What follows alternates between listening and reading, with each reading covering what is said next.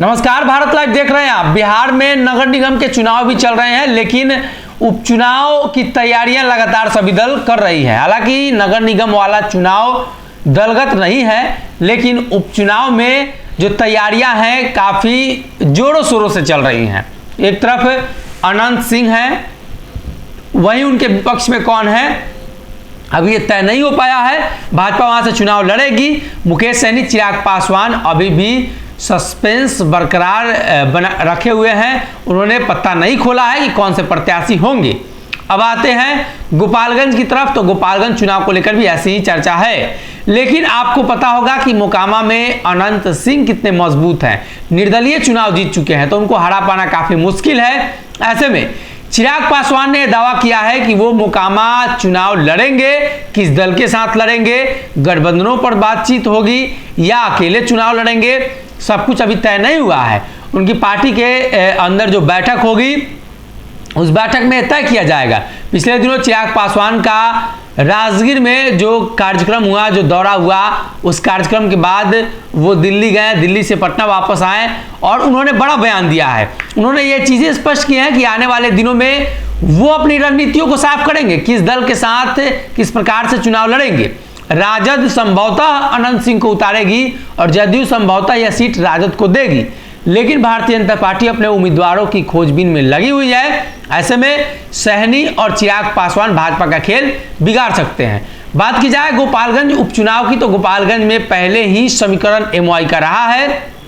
वहां से इन समीकरणों पर चर्चा ज्यादा इसलिए हो रही है कि लालू प्रसाद यादव का गृह क्षेत्र है और उस क्षेत्र में कहा जा रहा है कि जदयू चुनाव लड़ेगी।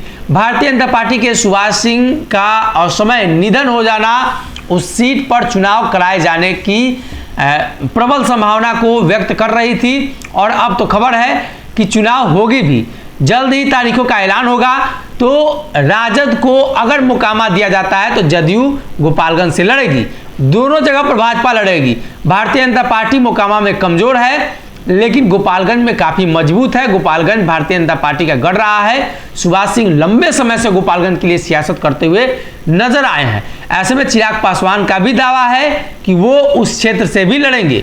मुकेश सहनी भी दोनों सीट पर चुनाव जो तारीखों का ऐलान होगा उससे पहले ही तैयारी शुरू कर चुके हैं। भारतीय जनता पार्टी के लिए मुश्किलें इसलिए बढ़ेंगी कि ये दोनों गठबंधन कहीं ना कहीं एक दूसरे से लड़ाई लड़ेगा, लेकिन बीच में वो वोट बैंक जो भारतीय जनता पार्टी के पास ज्यादा और आंशिक रूप से लोजपा, रामविलास और मुकेश सहनी काटेंगे, वो राजद का होगा। तो ऐसे में भारतीय जनता पार्टी को ज्यादा नुकसान और राजद को कम नुकसान, यानी संभवतः ये कयास लगाए जा रहे हैं कि भाजपा को नुकसान ज्यादा उठाना पड़ सकता है।